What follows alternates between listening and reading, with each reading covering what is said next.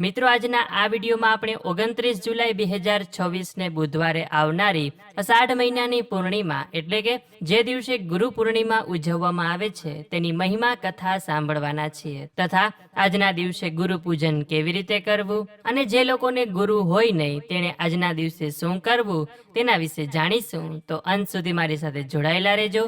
Video પસંદ આવે તો કોમેન્ટ સેક્શનમાં એક વખત ગુરુ પૂર્ણિમા નિમિત્તે જય શ્રી કૃષ્ણ લખી લેજો। મિત્રો, આપણા હિન્દુ ધર્મમાં ગુરુ પૂર્ણિમા એ એકમાત્ર તહેવાર નથી, પરંતુ પોતાના જીવનમાં અજ્ઞાનના અંધકારને દૂર કરીને જ્ઞાનનો પ્રકાશ આપનાર ગુરુનું ઋણ ચૂકવવાનો દિવસ છે। કહેવાય છે કે ગુરુનું ઋણ આપણે ક્યારેય ચૂકવી શકતા નથી, પરંતુ ફૂલ નહીં તો ફૂલની પાખડી સ્વરૂપે આપણે તેમનું ઋણ ચૂકવીએ।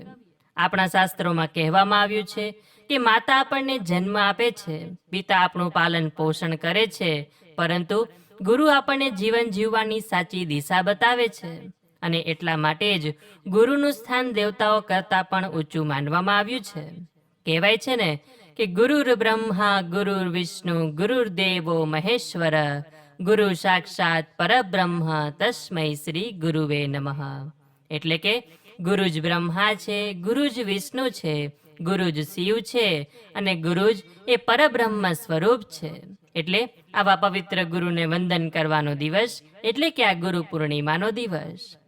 ગુરુ પૂર્ણિમા એ અષાઢ મહિનાની પૂર્ણિમાના દિવસે ઉજવાય છે।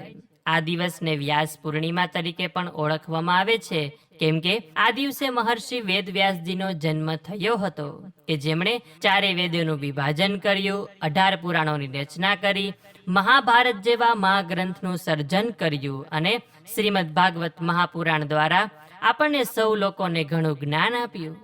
આપણે વિચાર આવે કે ગુરુનું મહત્વ આટલું શા માટે છે, તો કહેવાય છે કે ભગવાન શ્રી રામે પણ મહર્ષિ વશિષ્ઠજી અને વિશ્વામિત્રજી પાસેથી શિક્ષા લીધી હતી। ભગવાન શ્રી કૃષ્ણ પણ સાંદીપની ઋષિના આશ્રમમાં જઈને તેમની પાસેથી શિક્ષણ મેળવ્યું હતું। ભગવાન દત્તાત્રેય પણ 24 ગુરુ ધારણ કર્યા હતા। તો પછી વિચાર કરો કે જો ભગવાનને પણ ગુરુની જરૂર પડતી હોય તો આપણે તો પામર મનુષ્ય છીએ, શું આપણને ગુરુની જરૂર ના પડે? એટલા માટે જ આપણા હિન્દુ ધર્મમાં ગુરુનું વિશેષ મહત્વ છે।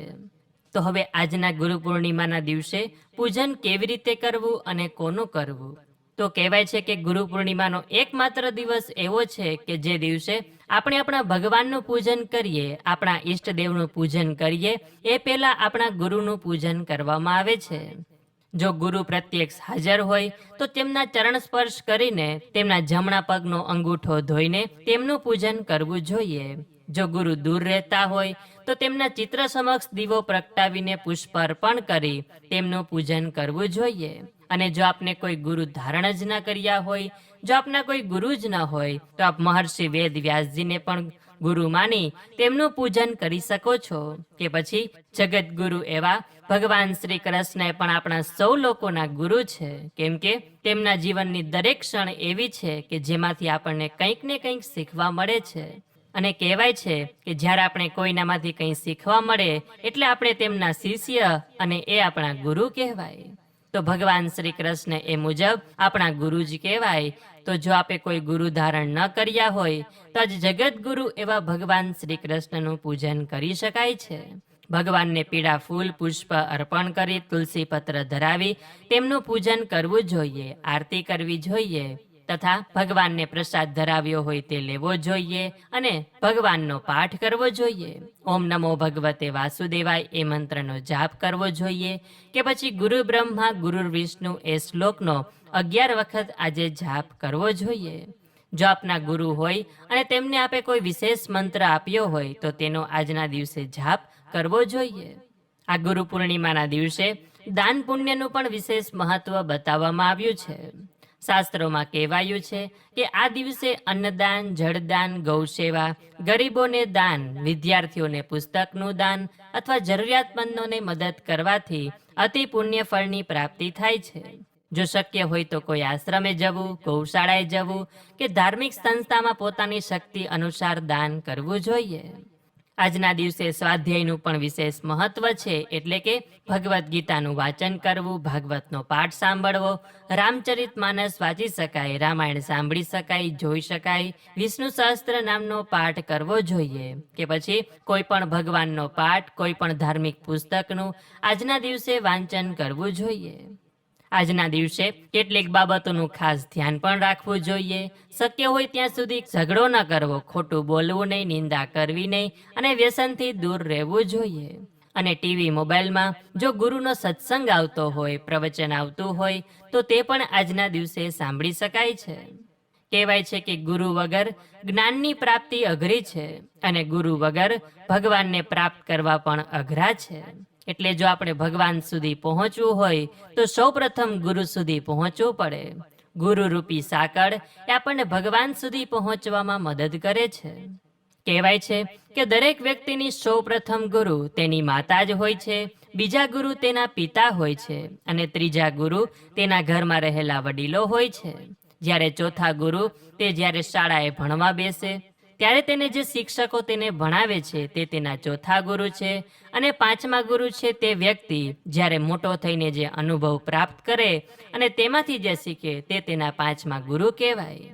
એટલે આ રીતે દરેક વ્યક્તિના 5 ગુરુ હોય જ છે કે જેમાંથી તે ઘણું બધું શીખે છે અને પોતાના જીવનમાં આગળ વધે છે. એટલે આ રીતે અષાઢ મહિનાની પૂર્ણિમા, ગુરુ પૂર્ણિમાનું મહત્વ આપણા ધર્મમાં વિશેષ બતાવવામાં આવ્યું છે. તો આવો હવે આપણે સાંભળીએ આ ગુરુ પૂર્ણિમાની વ્રતની કથા, કે જેના સાંભળવા માત્રથી પણ આપણને આ ગુરુ પૂર્ણિમાનું મહત્વ સમજાય છે અને આજના દિવસના ફળની પ્રાપ્તિ થાય છે. પ્રાચીન સમયમાં નૈમિષારણ્યમાં અનેક ઋષિ મુનિઓ એકત્રિત થયા હતા. તેમણે સૂતજી મહારાજને વિનંતી કરી કે હે મહાત્મા, એવો કયો દિવસ છે કે જે દિવસે ગુરુની પૂજા કરવાથી જ્ઞાન, સુખ, સમૃદ્ધિ અને ભગવાનની કૃપા પ્રાપ્ત થાય? ત્યારે સૂતજી મહારાજે કહ્યું કે અષાઢ મહિનાની પૂર્ણિમાની તિથિ એ ગુરુ પૂર્ણિમા તરીકે ઓળખાય છે. આ દિવસે મહર્ષિ વેદવ્યાસજીનો જન્મ થયો હતો. તેમણે 4 વેદોનું વિભાજન કર્યું હતું, 18 પુરાણોની રચના કરી હતી. તેથી સમગ્ર સનાતન પરંપરામાં આ દિવસને વ્યાસ પૂર્ણિમા તરીકે પણ ઓળખવામાં આવે છે. સૂતજી મહારાજ આગળ કહે છે કે એક વખત એક નગરમાં અત્યંત ધન વેપારી રહેતો હતો. તેની પાસે ધન, વૈભવ અને પ્રતિષ્ઠાની કોઈ કમી ન હતી, પરંતુ તેના જીવનમાં શાંતિ પણ ન હતી. પરિવારના સભ્યો વચ્ચે મતભેદ રહેતા, વેપારમાં નુકસાન થતું અને મન હંમેશા ચિંતાથી ભરેલું રહેતું. અનેક ઉપાયો કરવા છતાં તેને કોઈ લાભ થતો ન હતો. એક દિવસ નગરમાં એક મહાત્મા પધાર્યા. વેપારીએ તેમની સેવા કરી અને પોતાના દુઃખનું કારણ પૂછ્યું. તો મહાત્માએ કહ્યું કે તમે જીવનમાં ધન તો ઘણું મેળવ્યું, પરંતુ જ્ઞાન આપનાર ગુરુનું સન્માન ક્યારેય કર્યું નથી. ગુરુના આશીર્વાદ વગર જીવનનું સાચું સુખ પ્રાપ્ત થતું નથી. એટલે વેપારીએ વિનમ્રતાથી પૂછ્યું કે હે ગુરુદેવ, હવે હું શું કરું? મહાત્માએ કહ્યું કે અષાઢ પૂર્ણિમાના દિવસે વહેલા ઉઠીને સ્નાન કરી મહર્ષિ વેદવ્યાસજી અને પોતાના ગુરુનું પૂજન કરવું, માતા પિતા અને શિક્ષકોના ચરણ સ્પર્શ કરી આશીર્વાદ લેવા, ગરીબોને અન્નદાન કરવું, ધાર્મિક ગ્રંથોનું પઠન કરવું અને આખો દિવસ ભગવાનના નામનું સ્મરણ કરવું. આ દિવસે ગુરુ પ્રત્યે કૃતજ્ઞતા વ્યક્ત કરવાથી જીવનમાં જ્ઞાન અને સુખ બંનેની વૃદ્ધિ થાય છે. વેપારીએ શ્રદ્ધાપૂર્વક ગુરુ પૂર્ણિમાનું વ્રત કર્યું, ગુરુનું પૂજન કર્યું, દાન કર્યું, ભગવદ્ ગીતાનું પઠન કર્યું અને જીવનમાં ગુરુના ઉપદેશ મુજબ ચાલવાનો સંકલ્પ કર્યો. થોડા સમય પછી તેના જીવનમાં અદ્ભુત પરિવર્તન આવ્યું. વેપારમાં વૃદ્ધિ થવા લાગી, પરિવારના મતભેદ દૂર થયા, મનમાં શાંતિ આવી અને ભગવાન પ્રત્યેની ભક્તિ વધવા લાગી. સૂતજી મહારાજ કહે છે કે ગુરુ પૂર્ણિમાના દિવસે માત્ર વિધિપૂર્વક પૂજા કરવી પૂરતી નથી. ગુરુના ઉપદેશ જે જીવનમાં ઉતારવો એ જ સાચી ગુરુ ભક્તિ છે.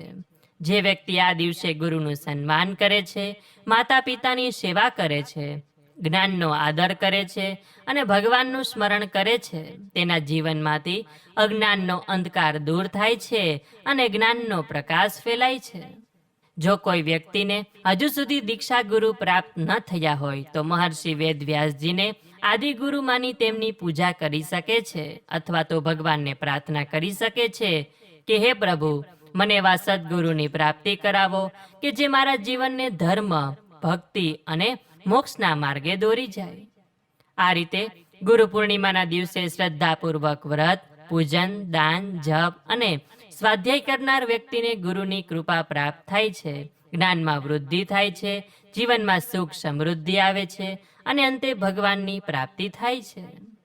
તો બોલીએ વેદવ્યાસ મહારાજ કી જય, સદગુરુ દેવ કી જય, अपने मात पिता की जय, अपने इष्ट देव की जय, श्री कृष्ण भगवान की जय, शंकर भगवान की जय.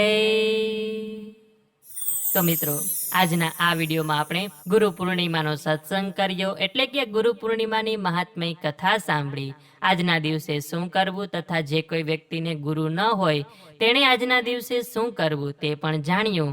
આશા છે કે હવે આપ સૌ લોકોને આ દિવસનું મહાત્મય સમજાઈ ગયું હશે. તો આ વિડીયોમાંથી નવું જાણવા શીખવા મળ્યું હોય તો વિડીયોને લાઈક કરી તમારા મિત્રોને મોકલી, અમારી ચેનલમાં નવા હોય તો સબસ્ક્રાઈબ કરવાનું ભૂલતા નહીં કે જેથી આવનાર અવનવા વિડીયો આપ સૌને મળતા રહે. તો આ સાથે હવે મને રજા આપો. મળીશું ફરીથી એક નવા વિડીયોમાં. ત્યાં સુધી આપ સૌ લોકોને અમારી ચેનલના જય શ્રી કૃષ્ણ. ધન્યવાદ. મારી સાથે જોડાઈ રહેવા બદલ, મને સાંભળવા બદલ આપ સૌ લોકોનો ખૂબ ખૂબ આભાર.